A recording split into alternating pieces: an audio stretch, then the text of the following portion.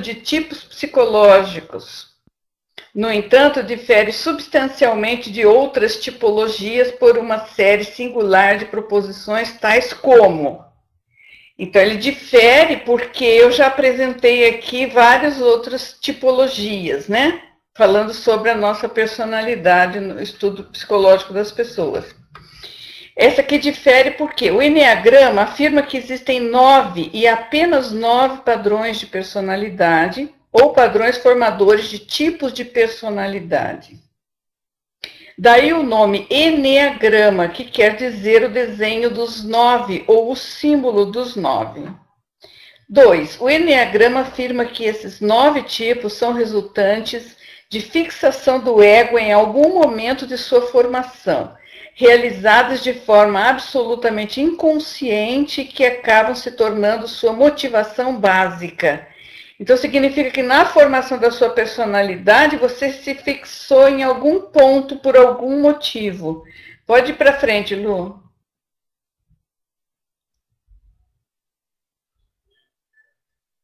Lucila? Acorda. 3.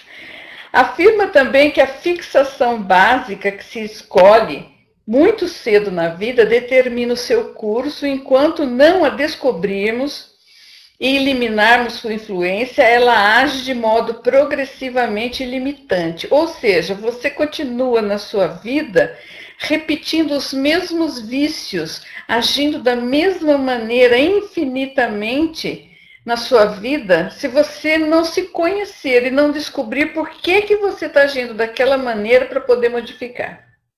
4. Afirma ainda que apesar de ocasionalmente tomarmos atitudes semelhantes uns aos outros, todos nós temos apenas uma fixação básica. Isso é o que diz o estudo do tipo psicológico pelo Eneagrama. Nós temos todos, nós agimos de maneira comum, mas cada um de nós tem apenas uma fixação básica ou primária. Ou seja, uma pessoa do tipo 1, outra é do tipo 3, outra é do tipo 5. Né? Depois tem os subtipos, né? Você é muito mais do que uma coisa só. Mas se você for um tipo 1, você tem uma fixação básica, que nós vamos ver mais para frente. Por exemplo, podem ter a mesma reação perante alguma circunstância. Se perguntadas a respeito daquela reação, podem dar o mesmo tipo de resposta, mas a motivação básica de cada uma é diferente das demais. E o que diferencia o Eneagrama das tipologias baseadas em traços de respostas. Então, depois eu vou passar 2 links para vocês, se vocês quiserem fazer o teste do Eneagrama, para saber qual que é o seu Eneagrama baseado nas suas respostas. Então, eu passo para frente, Lu. Então, é legal, eu fiz o meu. E realmente, né, tem a ver. 5. As descrições dos tipos no Eneagrama são universais e aplicam igualmente a homens e mulheres. Problemas advindos de papéis sexuais e de diferenças sexuais de base biológica são importantes e devem ser levados em conta pelo estudante do Eneagrama, se for fazer um estudo profundo do Eneagrama. Lembrando-se apenas que muito do que nós associamos com masculino e feminino resulta de expectativas culturais e comportamentos aprendidos, os quais não são inerentes à natureza do ser humano, macho ou fêmea. Né? A gente aprende essas diferenças na cultura e nos comportamentos que a gente aprende de família, da sociedade onde a gente vive. Não significa que seja um comportamento usual e fixo de macho e fêmea, entendeu? E 6, difere ainda de outras tipologias, pois reconhece e estuda a influência de tipos adjacentes. Descreve comportamentos padronizados que demonstram o estado de saúde de cada tipo. Eu vou dar para vocês aqui cada tipo como é, quando o tipo é saudável e quando o tipo é doente, como ele se comporta quando ele tem um tipo psicológico, mas ele está doente. Aponta atitudes que indicam para a personalidade um caminho de integração a um ponto de desintegração e mostra semelhanças entre tipos que possuem o mesmo centro reprimido. E existe também, se vocês quiserem se interessar por eneagrama, tudo, mais para frente existe, por exemplo, uma pessoa de um tipo 1 e uma pessoa de um tipo 3, como se comportam no trabalho, quando um é chefe, quando o outro é funcionário. Né? Existem várias identificações assim. Pode passar para frente, Lu.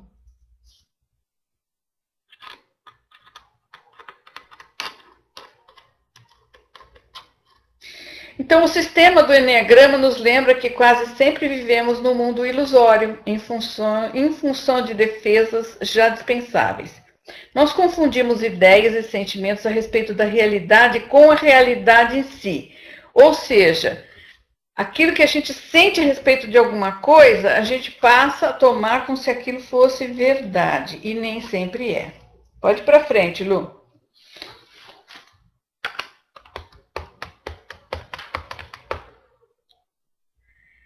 O traço principal, né? A descoberta do nosso tipo pode ser um grande choque. Eu me surpreendi com o meu, e olha que eu me analiso, eu estou curada da síndrome do pânico há quase 10 anos, né? E eu tinha tanta certeza a respeito, mas eu vi, Deus termo de uma maneira, mas eu vi que eu tenho bastante de uma outra coisa que eu achava que não tinha mais, né? Então, pode ser uma janela de oportunidades, porque você saber qual é o seu traço principal faz você entender por que você vê a vida dessa maneira, por que você reage a certas situações da maneira que você reage, né? Por que você dramatiza, às vezes, uma situação que nem as outras pessoas não dramatizam, mas para você é um absurdo. E então, nós vamos... Pode passar para frente, Lu. Então, nós vamos checando, não tem, depois que vocês podem fazer o teste, mas vocês vão começar a reconhecer, pelo que eu vou falar aqui de cada tipo, vocês vão começar a reconhecer o seu eneagrama. Então, eles são de 1 a 9, ficou muito ruim esse slide, tá uma porcaria, né?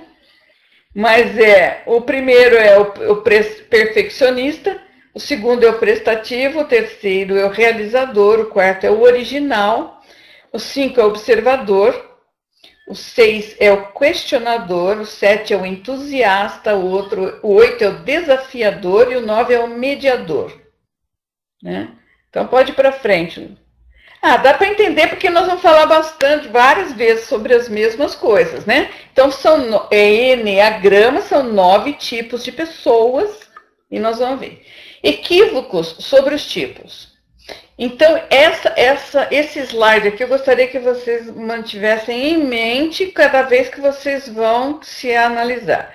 Rotular e compartimentalizar não funciona. As pessoas são muito mais versáteis e podem se autotransformar. Ou seja, não é porque você descobriu que você é de um eneagrama tipo 1, tipo 2, tipo 3, que você nunca vai mudar aquilo. E que você seja só aquilo, né? Então, você vai falar assim, mas bate isso, mas não bate muito aquilo lá, né? Por quê? Porque as pessoas são versáteis. Elas são... Tem gente ansiosa aí? Ansiosa? Nossa! Nós estamos num grupo de síndrome do pânico, vocês estão falando que vocês são ansiosos. Não estou entendendo isso. Pode para frente, Lu. Então, gente, olha, não é para rotular, não. Nunca vai bater tudo 100%, né? Porque as pessoas não são muito mais que isso. Ilusões quanto aos tipos. Não adianta esperar que nossos parceiros e colegas mostrem somente os traços desejáveis, né? Isso aí é muita inocência. O que podemos presumir é que, prestando atenção às formas como cada tipo reage, podemos mudar nossa atitude adequadamente, né? Então, se o meu traço principal é o perfeccionismo, eu posso trabalhar a serenidade, né? Ficar assim mais tranquila, né? Assim, me render mais para a vida, aceitar mais as coisas como elas são, quando elas vierem e tal. E diferentes, né? Pode passar para frente, Lu, que tem bastante coisa aí. Então, outra coisa que nós fazemos é atuarmos no automático, né? O comportamento mecânico nos afasta daquilo que potencialmente é nosso. Né? A gente vicia se comportar de uma determinada maneira, até porque muitas vezes você está lidando com uma pessoa que tem uma personalidade que subjuga a sua. E na síndrome do pânico tem muito isso. Se for analisar as pessoas que desenvolvem a síndrome do pânico, elas sempre convivem com alguém que elas não aguentam a crítica, que elas não aguentam a pessoa, a observação da pessoa.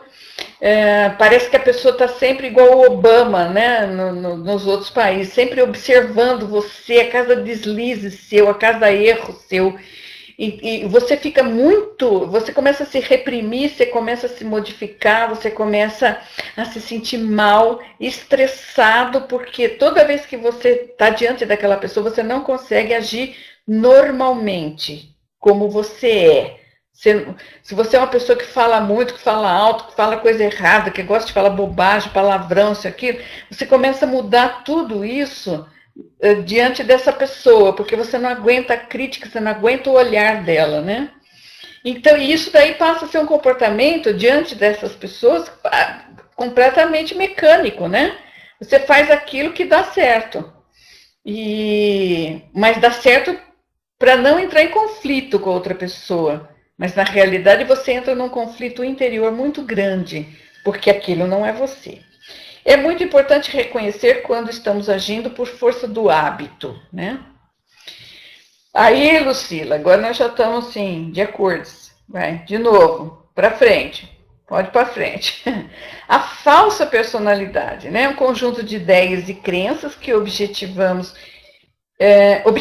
imitando nossos pais, aceitando nossas perdas e aprendendo a representar. Então, a gente vai criando uma personalidade, uma máscara, né?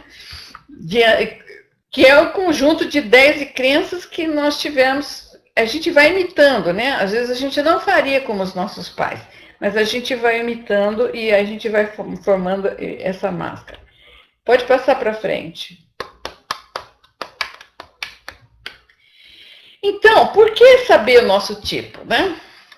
Lembra que eu falei no começo que o importante para a cura de síndrome do pânico é você conhecer a sua patologia, como funciona dentro do seu corpo a síndrome do pânico, um ataque de pânico, em que situações, por que você, né?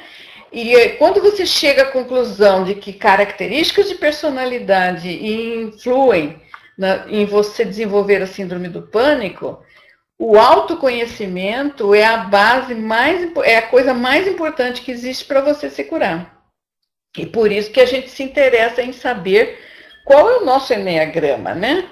Para a gente se compreender melhor, aceitar melhor os feedbacks, né? Porque a gente não aceita feedback. Tudo que falam para nós, a gente entende como crítica.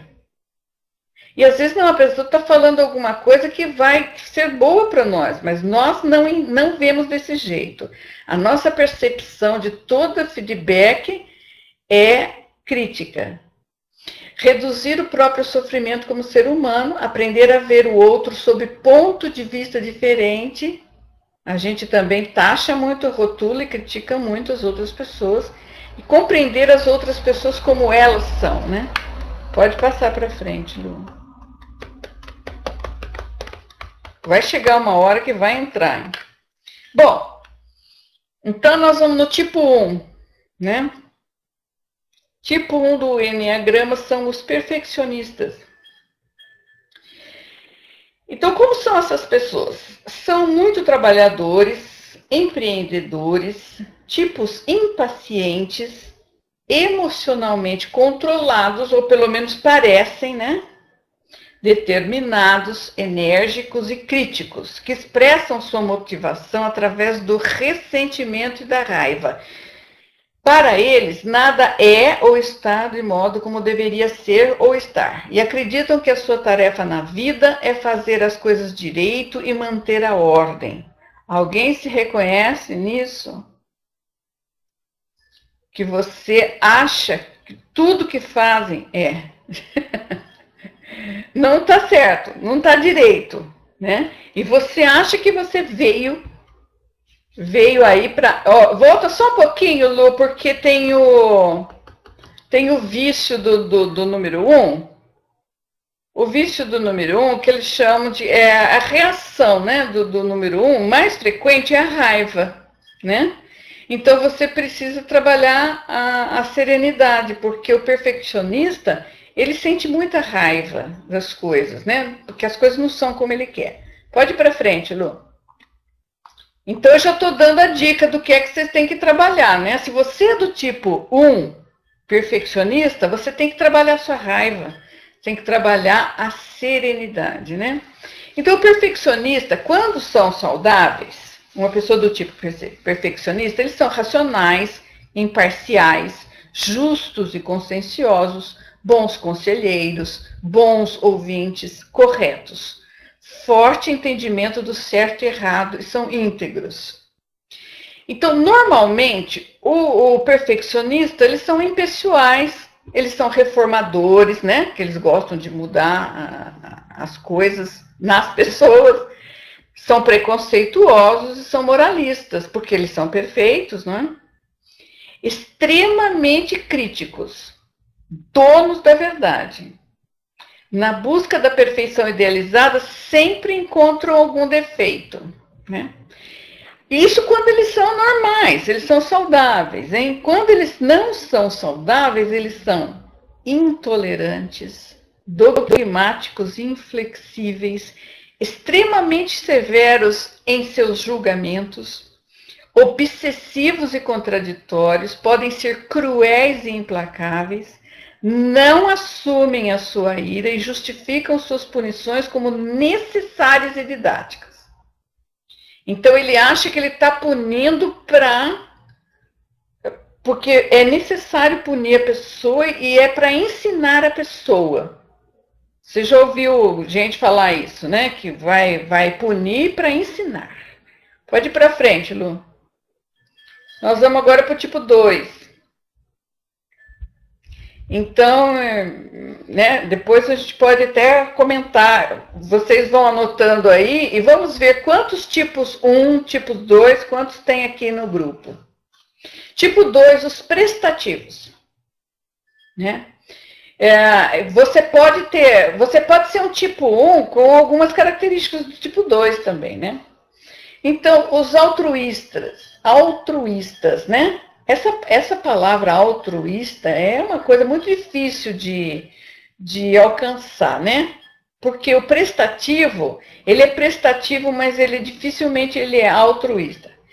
Estão sempre disponíveis, só que as pessoas estão sempre disponíveis, são responsáveis, são possessivos, manipuladores, diplomáticos e agradáveis, que expressam sua motivação através do orgulho. Gostam de dar e servir aos outros, esperam por agradecimento. Olha lá, eles esperam por agradecimento, eles são prestativos, mas não são altruístas. Mas não sentem necessidade nenhuma de ajuda de ninguém, eles não conseguem pedir ajuda. Eles ajudam, mas o orgulho não deixa pedir ajuda. Então, a principal reação do prestativo, do tipo 2, é o orgulho. Então, precisa trabalhar a humildade para ficar com esse tipo de personalidade em equilíbrio. Então, o prestativo, quando são saudáveis, eles são generosos, atenciosos, desprendidos, altruístas, gostam de ajudar e elogiar, são carinhosos e amorosos. Eu conheço bastante gente assim, no grupo, principalmente. Normalmente, eles são sedutores, possessivos, controladores, procuram se tornar indispensáveis. Na realidade, eles querem ser úteis do tipo que ninguém pode viver sem. Para quê? Para se sentirem amados. Nós já falamos muito isso no grupo de Síndrome do Pânico. Nosso negócio é ser amado. Então, não é que a gente faz tanto pelos outros de boa vontade, não. Mas é para ser amado. A nossa recompensa pode não ser em dinheiro, em coisas materiais, mas é em sentimentos, em afetos, né? Então, normalmente não reconhecem suas próprias necessidades, porque eles não, por orgulho, eles não pedem ajuda. Quando não são saudáveis, quando essas pessoas estão doentes, então eles são invasivos. Eles entram na vida da pessoa, mesmo que a pessoa não queira ajuda, ele vai lá e acha que tem a solução certa para o problema da pessoa. Quem não está entendendo nada? Quem falou aí que não está entendendo nada? Eu não consigo ver quem é a pessoa.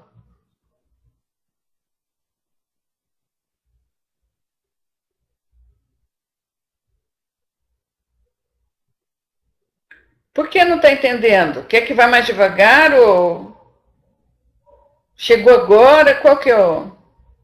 Então, alguém ajuda aí.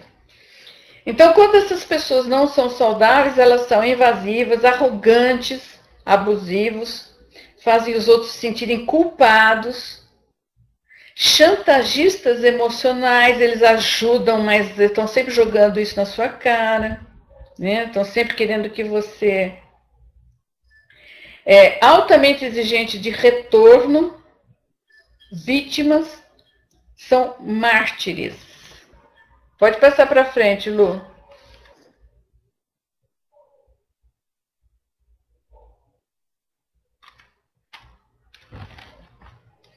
O tipo 3. O tipo 3 é o realizador. Esses são narcisistas, conscientes da própria autoimagem, são confiantes, produtivos, organizados, defensivos, otimistas e persuasivos. Expressam sua motivação através da decepção ou engodo. Eles revelam apenas o que querem para eles mesmos e nunca falam mais do que precisam expressar.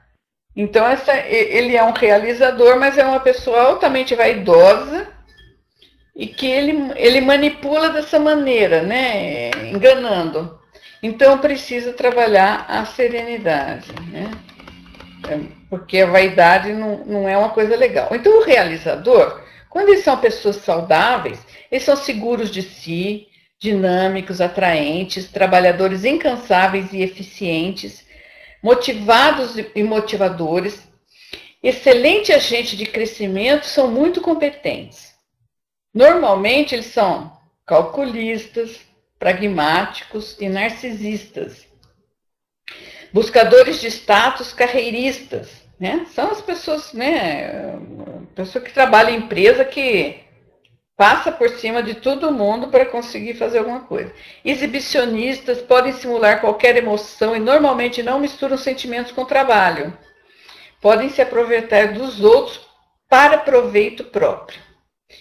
Quando não são saudáveis, eles são exploradores, oportunistas, falsos, traidores, vingativos, sádicos, sabotadores e homicidas. Agora você imagina você ter um chefe que seja tipo 3, né? Pode passar para frente.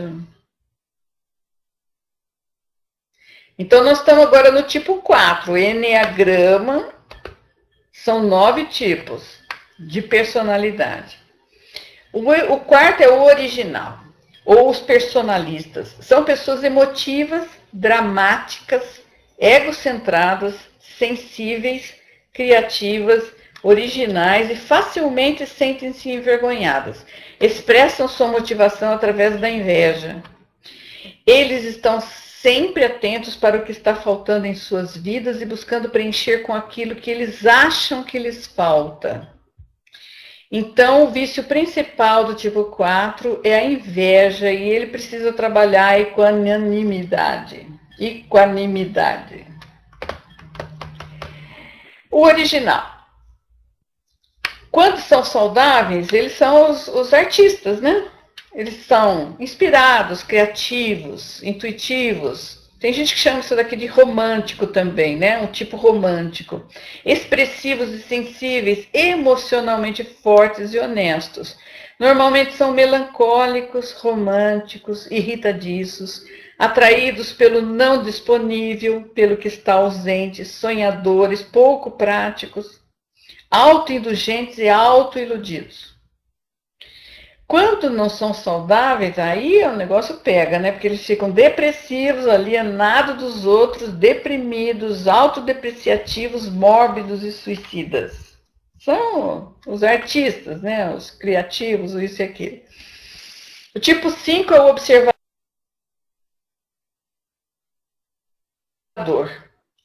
Né?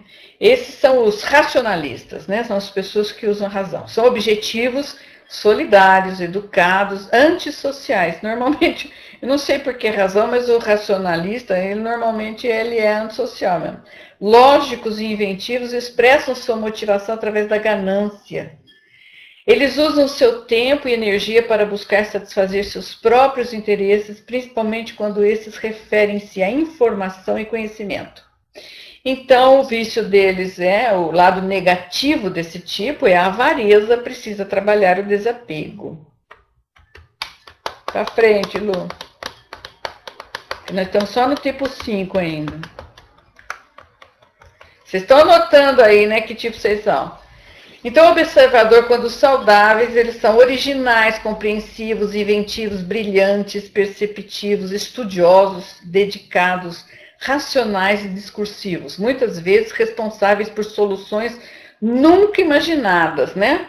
Porque eles usam o racional, eles não usam o emocional. O nosso problema maior na síndrome do pânico é que nós vivemos ligados no emocional. Né?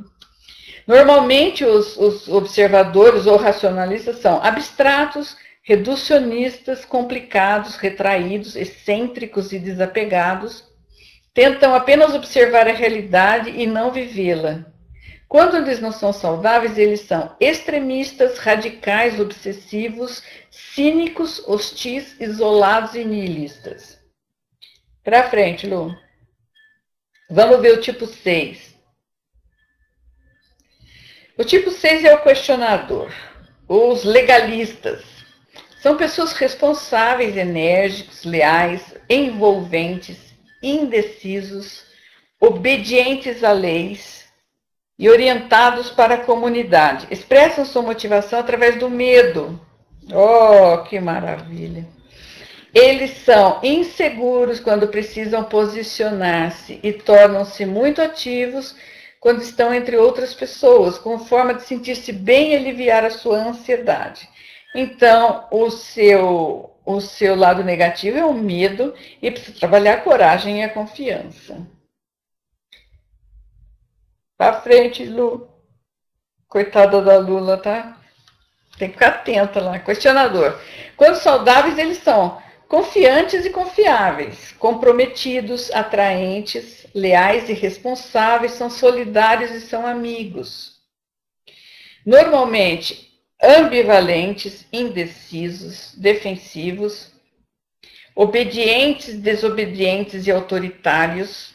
Quem tem medo, normalmente é isso aí, essa coisa estranha de ser obediente, desobediente e autoritário, porque quem tem medo tem muita raiva, ele quer mandar, ele quer manipular, ele quer que as pessoas façam do jeito dele para ficar fácil para ele.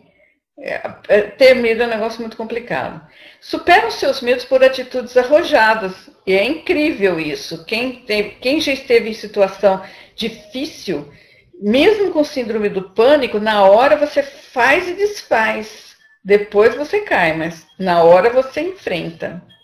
Não acreditam em seus próprios recursos e precisam de confirmação e apoio. Quando não são saudáveis, eles ficam inseguros, dependentes, irracionais, paranoicos com mania de perseguição, angustiados e receosos, ficam sempre esperando o pior, né? Eu diria que nós temos bastante do 1, do 2, do 1, do 2, do 6, nós temos bastante. O tipo 7 é o entusiasta ou o sonhador. São pessoas centradas na mente, têm uma agilidade mental para lidar com várias coisas ao mesmo tempo, dando prioridade ao prazer. O vício emocional é a gula, que por ser inconsciente é justificado com a atitude entusiasta e autoimagem de hábil improvisador. Faço do limão uma limonada. Ele acha que ele dá um jeito em tudo, né? O nome sonhador vem da grande quantidade de ideias e planos, beirando o impossível. Então, esse cara, ele age negativamente pela gula em qualquer sentido, e ele precisa trabalhar a sobriedade, né? Barrar um pouco mais essa coisa de querer demais, a gula nesse sentido. Então, quando saudáveis, eles são entusiastas, produtivos e excitantes, muito talentosos, diplomatas, sempre otimistas, excelentes para dar início e praticabilidade em qualquer projeto, podem executar várias tarefas diferentes com o mesmo entusiasmo. Normalmente são superficiais, inconsequentes e materialistas, consumistas, compulsivos e imoderados, gostam das coisas fáceis e otimistas crônicos, tendem a viver na fantasia. Quando esse tipo está doente, então eles são impulsivos, infantis, descontrolados, dissipados, egocêntricos e maníacos, tendem à histeria e à psicose maníaco-depressiva. Né? Isso é uma... Não pode ser muito assim, viver muito na fantasia, não, que você dança. O tipo 8 é o desafiador. Ou os estadistas, são pessoas fortes, competitivas, diretos, apaixonados, instintivos e realistas, expressando sua motivação através da luxúria para a vida, voltados para o poder e comando das situações. Utilizam uma tremenda energia para buscar e adquirir o que querem para eles e para aqueles que amam e protegem. Então, o vício deles é a luxúria, eles têm que trabalhar a inocência, né? Porque eles veem o mundo de uma maneira assim bem diferente dos outros. O desafiador, quando saudáveis, são autoconfiantes, generosos, encorajadores, batalhadores e persistentes, excelentes agentes de desenvolvimento, enorme capacidade de liderança, está bem longe do 8. Grande senso de justiça, gostam de ter pessoas sob sua proteção, não têm medo de se expor e não evitam confrontos. Normalmente são práticos, objetivos. Esse é o sonho nosso, né? O 8, o nosso sonho é ser o 8, né? Práticos, objetivos, com grande necessidade de ter poder. Encaram o mundo como uma grande arena, onde só existem vencedores. Olha que maravilha. Farão tudo para estar entre os vencedores. Tendem a dominar agressivamente o seu meio ambiente, intimidadores, pavios curtos. Não costumam respeitar os direitos e as necessidades dos outros. Quando não saudáveis, eles são ditadores, dominadores, agressivos e arrogantes. Descobrem rapidamente os pontos fracos das pessoas. Gostam de humilhar e expor as fraquezas dos outros. Tiranos, violentos, antissociais, enorme capacidade de não sei o que aqui. Enorme capacidade, eu acho que é de destaque.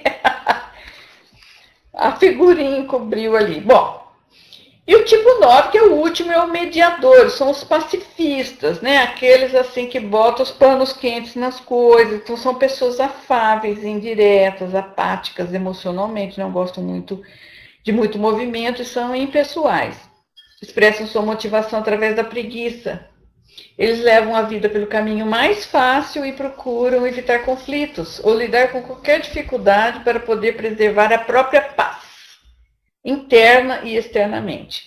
Então, o negativo deles é a indolência, né? E precisam trabalhar a ação correta. Para frente, Lu. Nós estamos acabando, depois vocês vão ver. Eu queria que vocês dissessem com qual vocês mais se parecem para a gente fazer uma pesquisa aqui do que mais tem aqui no grupo. A Nilceia, eu acho que a Nilceia é o 2.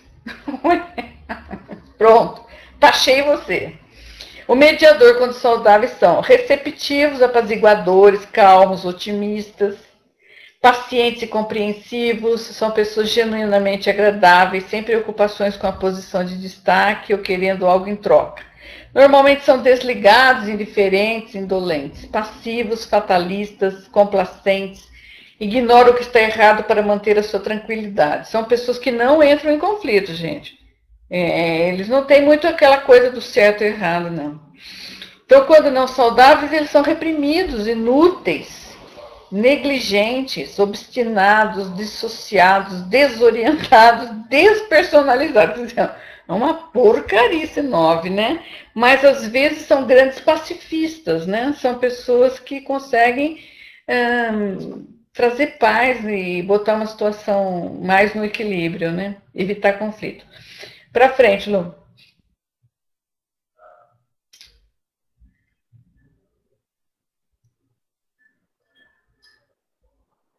Então, aí, olha, foi de onde foi tirado isso daí, né?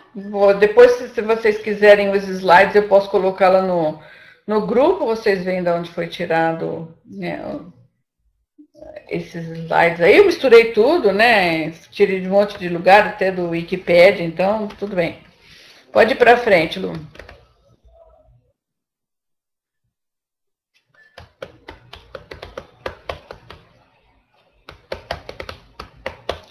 Não, acabou? Não, tem aquele slide dos dois. Acabou? Eu achei que tinha o slide do link. Não, tem um. Não tem. Ah, tem então aqui, teste. Tem os dois testes aqui, ó. Esses dois primeiros links que estão aqui em cima, ó, são os dois links que vocês quiserem fazer o teste do Eneagrama para saber com certeza qual o de vocês. Então, eu gostaria que vocês colocassem aí a conclusão que vocês chegaram do que vocês são. Vão colocando aí, que nós vamos fazer uma análise aqui de qual tipo que tem mais.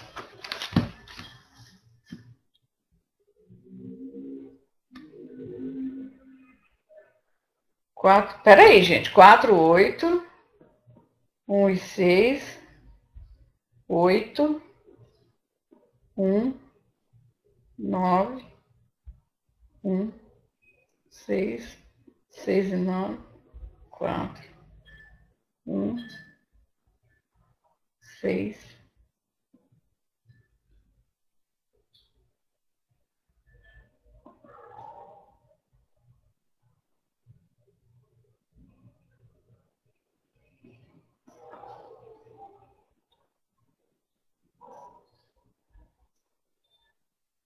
Ah, Lucila, acho que é.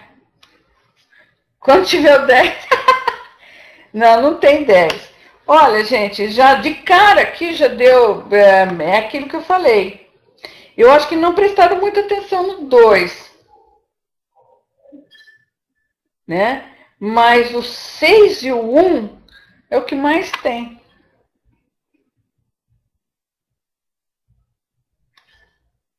Não, não é para copiar, não. É para a gente só assim ter uma ideia, mais ou menos, do que você se achou. Então, Lucila, dá para voltar lá no 6, para a gente ver o que é o 6? O primeiro, o 1 é o perfeccionista, né? Olha lá, 1 e 2. 8, tirando a parte de humilhar pessoas. Então, já deu para ter uma ideia aqui, né? O que deu mais é o 1 e o 6, né? O 6 deu mais.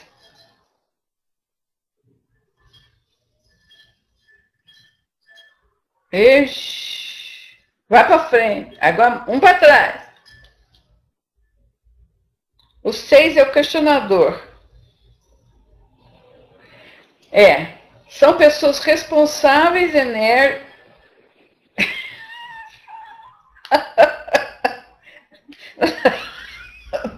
Não estou brincando aqui. Mais um para frente. Não. 7 agora. Um para trás. 6.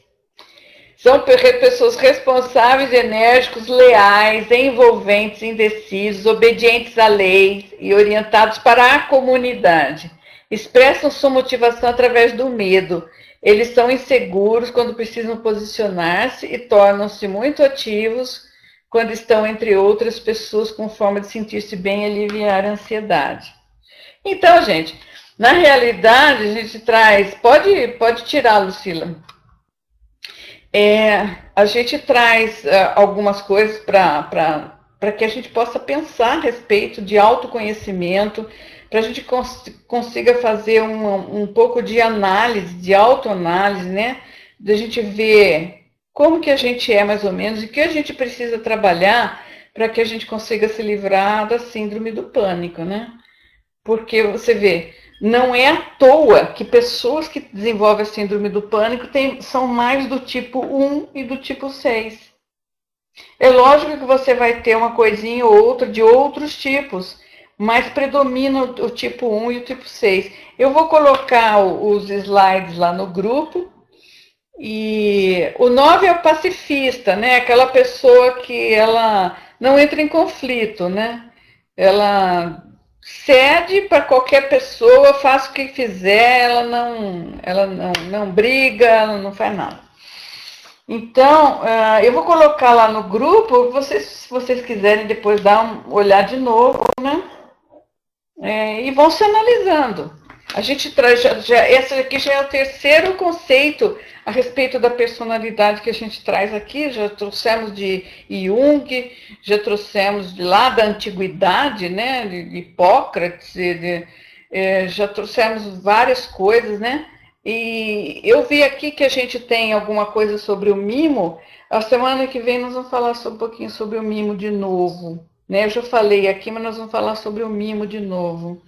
Porque quando a gente começa a falar para as pessoas, trabalhem isso, trabalhem aquilo, lá no grupo de síndrome do pânico, muitas pessoas ficam com raiva da gente porque não se diz mimar. Eu não sou mimada, eu não sou orgulhosa, eu não tenho problema. Não, o fato é, se autoanalise, de verdade, não precisa contar para ninguém. Mas você precisa saber se você é do tipo mimada, se você é do tipo que está sempre... que você tem orgulho, porque você tem medo de errar. Ninguém está falando de orgulho de pisar nos outros, mas medo de errar, vergonha de falar que tem síndrome do pânico, de passar mal na rua. Ah, não vou sair na rua porque se eu passar mal eu tenho vergonha. Meu Deus, você tem um problema. Não tem que ter vergonha de coisa nenhuma. Tem gente que tem câncer, tem gente que tem síndrome do pânico. É simples assim. É melhor ter síndrome do pânico, não é não? Então, olha aí. Achou? Tinha mais coisa lá. Bom, também, o tipo 1, ele não gosta de errar, ele tem que ser correto. O tipo 2, ser útil e indispensável. Olha o 2, que o pessoal acho que não prestou muita atenção no 2.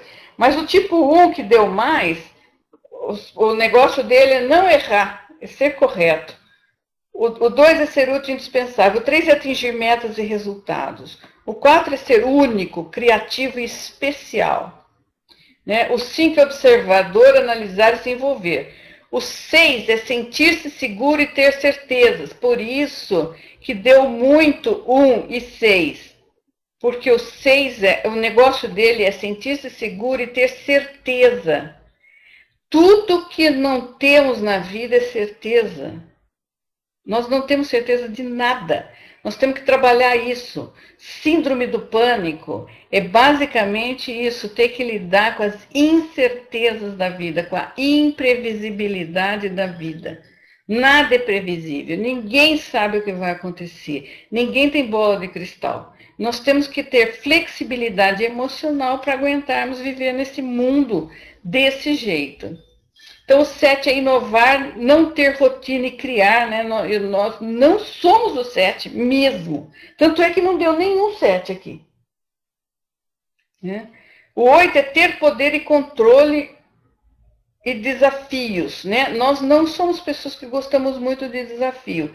A gente até se torna depois, que a gente se cura da síndrome do pânico, a gente se torna uma pessoa que gosta de desafio. Ou um 7, né? Que aí a gente não quer mais ter rotina, a gente quer criar e tudo. E o 9 é harmonizar, servir e integrar, né? Ele é um Gandhi, né? E nós estamos muito longe de ser Gandhi, né? Então, olha, isso aqui é o resumo de tudo, né? Por exemplo, o número 1, não vou ler tudo isso daqui, depois eu vou botar lá no grupo, é perfeccionista, reformista, o ponto de fixação dele é a organização, o vício é a ira, a raiva, a ideia sagrada é a perfeição e a compulsão neurótica é a crítica. Né? Todo perfeccionista critica muito. Né? Vamos ver os 6. Questionador, advogado do diabo. O ponto de fixação dele é a autoridade. O vício é o medo. A ideia sagrada é a força. E a compulsão neurótica é a timidez. Quer dizer, é o orgulho. Né? Tem problema de orgulho aí.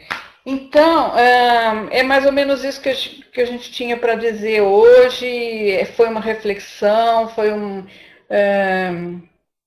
Quem é 7? Eu não estou vendo o nome das pessoas, não está aparecendo aqui o nome da pessoa que está digitando ali. Mas, enfim, o que vale aqui, a gente sempre traz um assunto que é para a pessoa fazer uma autoanálise e conhecer um pouquinho, mais um pouquinho dela, né? Toda semana a gente vem e faz alguma coisa desse tipo. Vamos ver se semana que vem a gente fala sobre o mimo. Lucila, tá carregado aqui o mimo já, sabe? Eu não tenho mais no meu computador, eu não sei como baixar daqui para ele, mas enfim, se já está aí, a gente fala sobre ele de novo. Então, eu quero que vocês tenham uma boa semana, uma boa noite e até a próxima vez, se Deus quiser. Não sei se a Lucila vai falar mais alguma coisinha, então fiquem com Deus.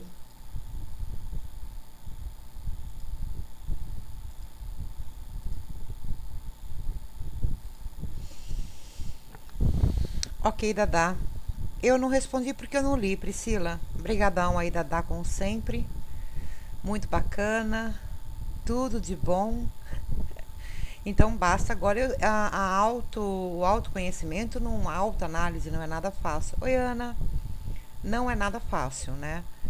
Até porque nem tudo, e quase nada, melhor dizendo, está tão consciente assim. Então, sem a coragem de fazer realmente algumas viagens no interior e contar com profissionais, né? A queimação no peito, ô Priscila, é sim, né? Lógico que sempre para afirmarmos que algo é da síndrome do pânico, sintomas, nós precisamos ter descartado qualquer condição orgânica, certo? Então, a partir do momento que eu não tenho nenhum comprometimento orgânico, se nós falarmos no peito, né, a dor no peito, queimação, tanto é que o medo, né, do infarto é um medo irracional, porque não, de fato não acontece.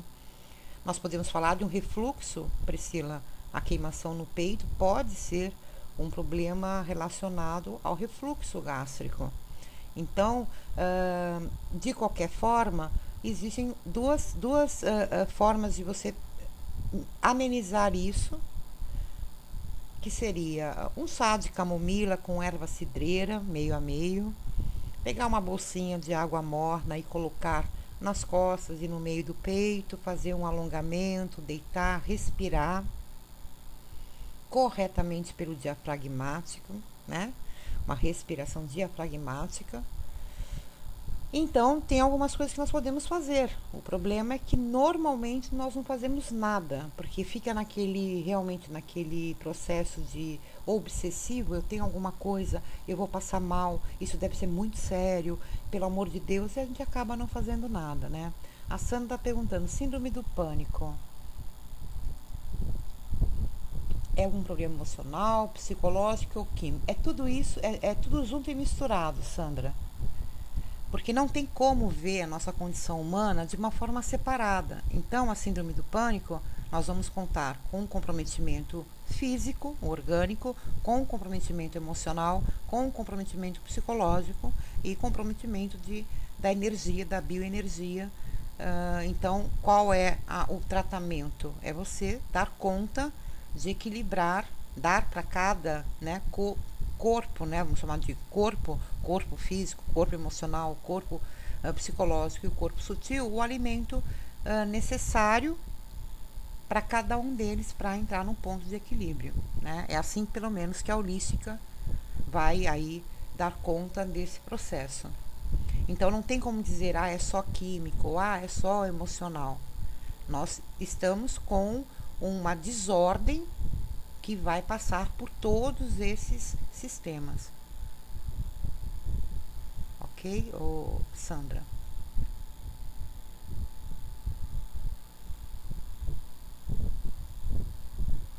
Então, nenhuma terapêutica ela é errada. Nenhuma terapêutica é errada. Ela só acaba sendo incompleta. Então, tomar a medicação não é ruim, não é um erro, porém é incompleto. Por quê? Porque não dá conta de tudo. A medicação não vai estar dando conta das suas questões emocionais e psicológicas, né? Que aí entra a personalidade, entra os valores, entra a crença, a forma de ser, né? O estresse, nossa, e outras coisas. Exato, Caio. E já é um grande adianto, né, ter uma medicação aonde eu vou estar neutralizando a minha crise, os meus sintomas físicos, né? Que maravilha. Agora dizer que isso é a cura? Não, não é a cura. Exato, Paulo. Exato, Paulo. É o único problema. Sandra, nós temos muitas pessoas no grupo, né, curadas. Então, o que nós temos que saber separar? Quando nós falamos de cura, por que normalmente o médico não atribui aos transtornos psiquiátricos com o termo cura? Porque na medicina, o termo cura está associado a você ter um quadro. Você, através ou de cirurgia ou medicação, você vai lá, faz o exame novamente e você zerou, negativou o seu quadro. Vírus, bactéria, uma cirurgia e tudo mais. Perfeito? Então, a cura é quando você tem uma terapêutica que você aplica e ela é mensurável. Eu vou lá e vou num laboratório e olha, eu tinha uma bactéria tal, não tenho mais porque eu tomei um antibiótico. Então, é só por esse motivo que o termo cura não é dado pela medicina. Por quê? Porque a síndrome do pânico, como qualquer outro distúrbio da mente, nós temos aí a colaboração do próprio paciente, né, a pessoa que está acometida por isso. Nós temos aí vários profissionais que precisam estar atuando, cada um na sua área. Então depende muito da pessoa, da postura, da personalidade. Então, por exemplo, se eu começo a tomar medicação, aí eu fico bacana, né? Os sintomas para mim é a pior coisa que tem na síndrome do pânico. E eu afirmo que não é, mas normalmente nós, né, sentimos só quando a febre está lá em 40, quando o osso está exposto. Tudo isso para nós, para a nossa educação, é o que tem mais importância. Então, quando eu começo, eu só sei lidar com a vida através da ansiedade. Eu só sei lidar com a vida através do vitimismo. Eu só sei lidar com a vida através da raiva. Toda vez que eu passar por um problema, que normalmente as pessoas vão ter raiva, ou insegurança, ou uma tristeza profunda, qual é a ferramenta que eu tenho?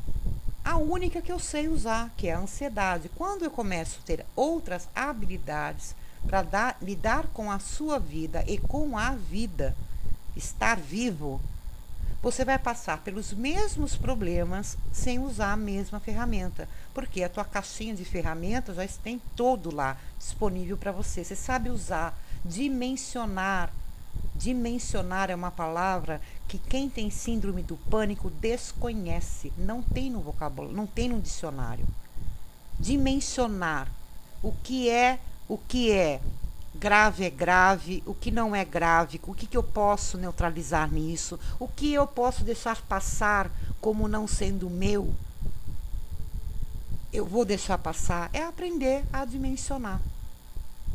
O que dói, dói, o que dói, não dói. Só que nós agarramos em forma de ser, né? Eu sou, então, muito perfeccionista, ou eu sou muito mimada, eu sou muito, e eu sou muito, acaba virando o quê? Uma forma de ser com tudo, com filho, com marido, com chefe, na hora do lazer, né? Então, eu não relaxo na praia e não relaxo no escritório. Por quê? São dois lugares distintos, um é para lazer e outro é para produção. Por que eu não consigo? Porque eu sou a mesma pessoa em todos os lugares. Eu só sei lidar com a vida assim, mesmo que o evento seja diferenciado. Concordam? Então, essa rigidez, né, que as pessoas têm, essa falta de flexibilidade de lidar com a vida, que é um dos fatores que interrompe qualquer terapêutica, inclusive medicamentosa. A Mari Salles está perguntando: é mais fácil curar a SP quando descoberta e tratada logo nos primeiros sintomas? Não tem a menor dúvida, Maris. Por quê? Porque existe um processo após os ataques de pânico, né? Eu tenho o primeiro, o segundo, o terceiro e o quarto. Então, existe um processo que abre-se depois de 4 ataques, por exemplo, de pânico, que é o medo do medo. A partir daí, eu começo a abrir quadros de fobia. Para além disso, eu vou abrir um quadro de associação. Eu vou começar a associar lugares. Eu vou começar a comprometer a minha rotina, as minhas relações interpessoais, as minhas relações amorosas. Nas questões psicológicas, eu vou fazer um reforço, né, da minha incapacidade. Então, o que acontece? Se eu vou procurar logo um tratamento, esse setor de fobias, esse setor de reforço, tudo isso, ele é muito minimizado. Quando eu passo 15 anos reforçando, né, tudo isso nas questões, inclusive, tem pessoas que viciam na adrenalina. Vocês sabiam disso? Pela quantidade que a pessoa produz, ela começa a viciar na adrenalina, ela começa a viciar no cortisol. Então, nós estamos falando de vícios desde as questões químicas, como até comportamentais. E passando aí por o quê? Postura, atitude, forma de lidar com a vida. Então, se você for ver rápido tudo isso, você está menos, entre aspas, marcada. Amanda, me responda.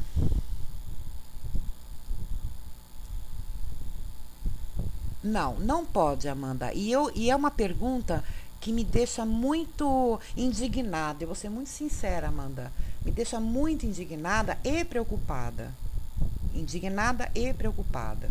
Porque quando nós estamos em desordem, né, quando algo entrou em colapso no nosso sistema, eu creio que quando a pessoa tem um amor próprio, ela vai priorizar. E é necessário que ela priorize, né, a sua saúde, que ela priorize um momento, uma fase aonde eu tenho que suspender algumas coisas, né? Então, se eu tenho diabetes, eu vou ter que entrar num processo aonde eu não vou poder mais comer doce. Se eu sou hipertenso, eu não vou poder mais comer sal. Então, quando as pessoas perguntam, eu tomo a medicação, né? Eu tomo o antidepressivo ou o ansiolítico ou os dois. Eu posso beber?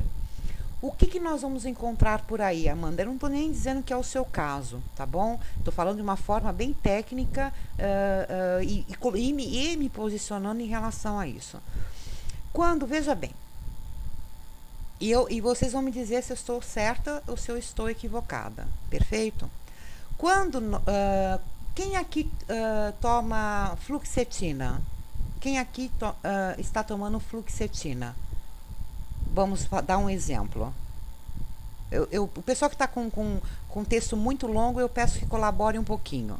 Pois bem, se eu perguntar para a Gi, para a Amanda, para a Deusicleia, se eu perguntar para cada um de vocês, né, como foi o início de tomar, eu tenho certeza absoluta que cada um vai descrever para mim um tipo de efeito colateral.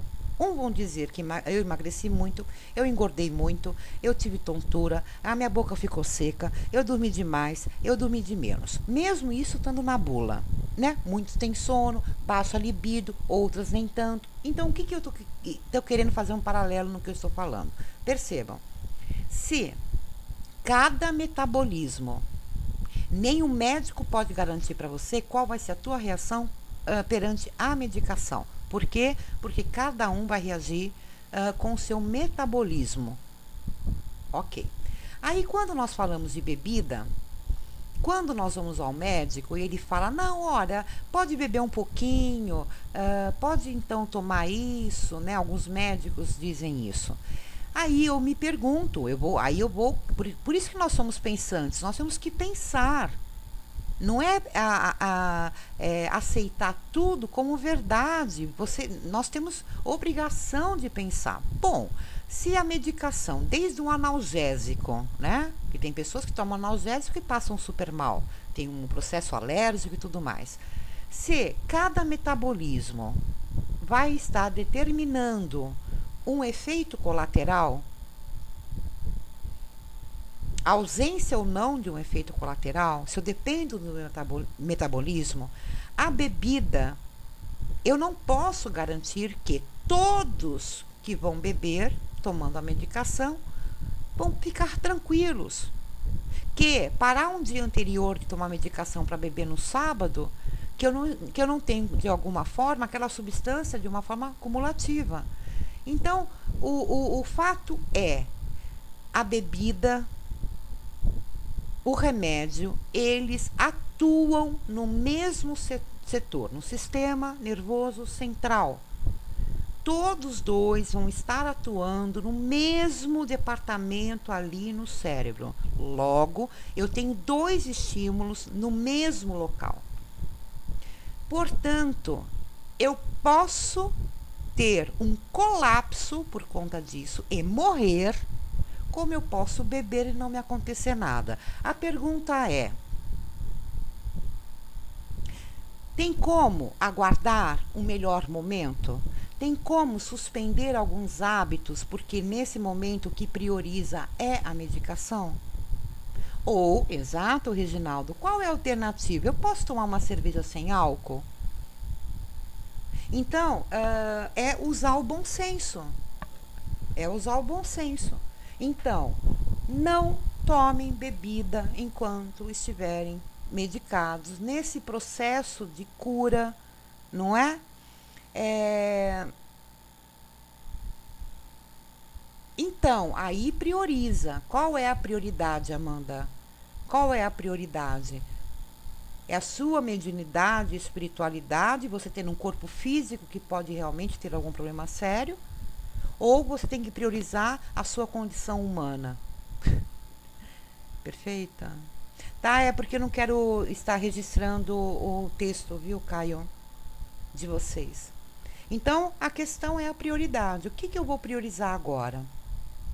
Eu preciso priorizar algo. É isso. A sua saúde, Amanda.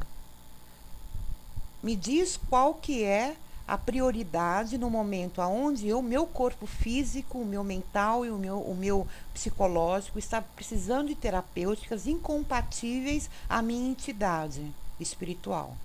O que eu vou priorizar nesse momento? É só isso. Isso é para tudo, né? Ah, eu não saio mais de casa porque agora eu tomo antidepressivo, eu não posso mais beber. Então, na verdade, o problema não está nem no antidepressivo, mas está a pessoa associar o seu divertimento somente na bebida. Percebem? Então, eu só consigo me divertir se eu beber. Eu só sinto que eu tenho uma forma de pertencer a um grupo se eu beber. E esse é o grande problema, né? Não é nem a bebida, na hora certa, na quantidade certa e quando possível. Isso não deveria guiar o meu comportamento. Então, essa pessoa precisa trabalhar isso. Por que será que eu tenho que beber? Para sentir que eu faço parte de um grupo, ou para ter coragem, porque eu sou tímido, eu sou tímida. Percebem como é que nós temos que pensar nessas questões? O problema não está na bebida. É a forma que você utiliza a bebida. Em que momento? De que forma? Com qual tipo de bengala, né? Sandra, olha só. A Sandra fez uma pergunta bem interessante que é sobre devemos encarar os medos, tipo, eu tenho medo de morrer. Devo evitar ir para o hospital, cemitério? Olha só. Todo mundo deve enfrentar seu medo sempre da melhor forma, que é o quê? Ter ser instrumentalizados para isso. Para medo, o único remédio que existe para medo chama-se enfrentar. Não existe remédio para medo. Não existe.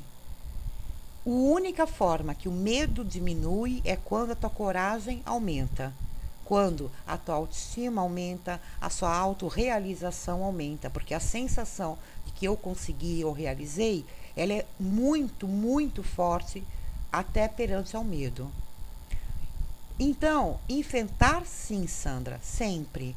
Agora, enfrente sempre com conhecimento do que é enfrentar, quais são as terapêuticas indicadas para eu começar a enfrentar, quais exercícios anteriores que eu posso fazer para quando eu estiver na situação em si poder enfrentar. Então, não é se jogar totalmente, porque o que pode acontecer é dar realmente algo errado que vai estar em ressonância com o que você já pensa ao seu respeito, né? Tipo incapacidade e tudo mais. Aí você acaba recuando e o medo cresce assim. Aí vira uma bola de neve. Perfeito? Então vai, mas vai com a sua caixinha de ferramenta.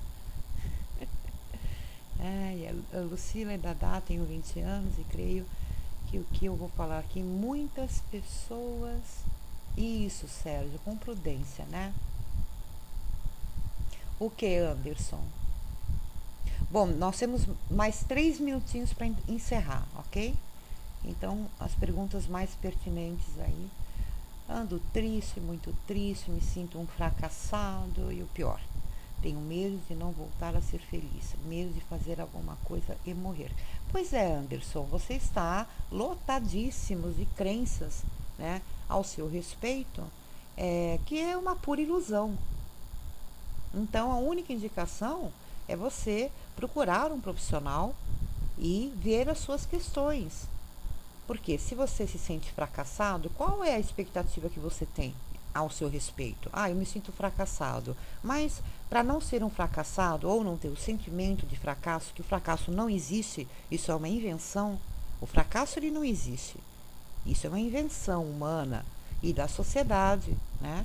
Então, você fracassar em algo que você não se habilitou, por exemplo, você está se habilitando para ter mais recursos. Porque ter a sensação de fracasso, Anderson, e não fazer nada para ter mais habilidades para não fracassar num setor que para você é valioso, é o mesmo que nada.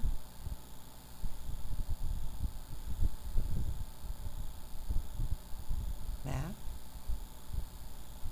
Então, mas por que você quer que aconteça algo, Anderson? A pergunta é sempre essa. Por que você quer que aconteça algo? Obrigada, Rosângela. Falta instrumento para isso. Tudo que vocês estão passando, eu garanto em 100% que tem solução. Tem solução, tem saída, tem alternativa. A pergunta é: o que está sendo feito? E o que está sendo feito está sendo completo? Está sendo realmente com empenho, determinação e amor próprio? Cair do céu não vai cair. Então, mas medo do que, Anderson? Medo do quê?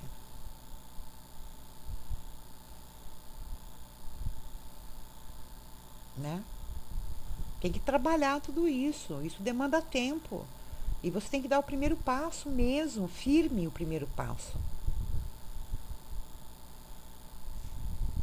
Porque nós entramos numa ilusão. A nossa leitura de eventos, situações, sintomas, ela está prejudicada. Isso nós precisamos entender.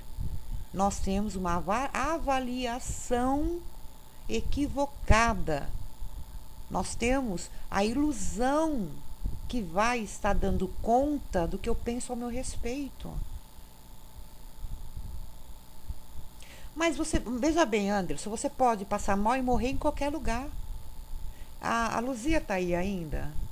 Olha só, isso é uma ilusão, Anderson.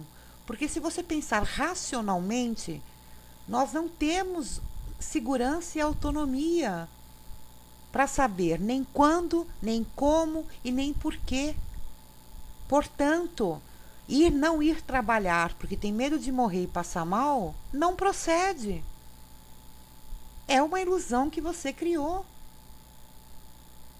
Em qualquer lugar isso realmente pode acontecer. E será que então não trabalhar não tem outras coisas atrás? O que significa trabalhar para você, Anderson? Quem disse para você que você não é capaz?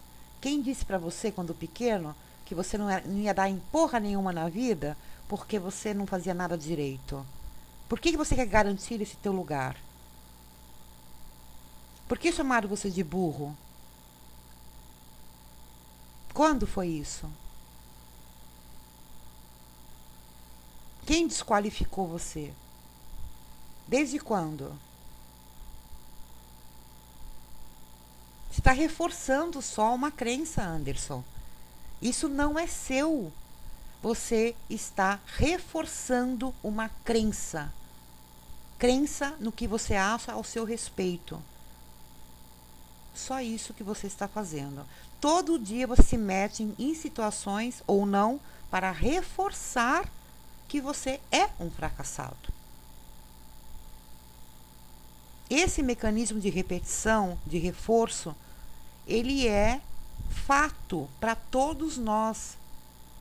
E você está nesse ciclo. Você acredita de verdade que você não é capaz. De verdade, Anderson. Você acha realmente que você não é capaz. Que você nasceu fracassado. Olha só. Só que isso você adquiriu. Você adquiriu, Anderson. Isso não é seu. Porque a mesma capacidade que qualquer ser humano tem, você tem também. Porque temos recursos para isso, tá?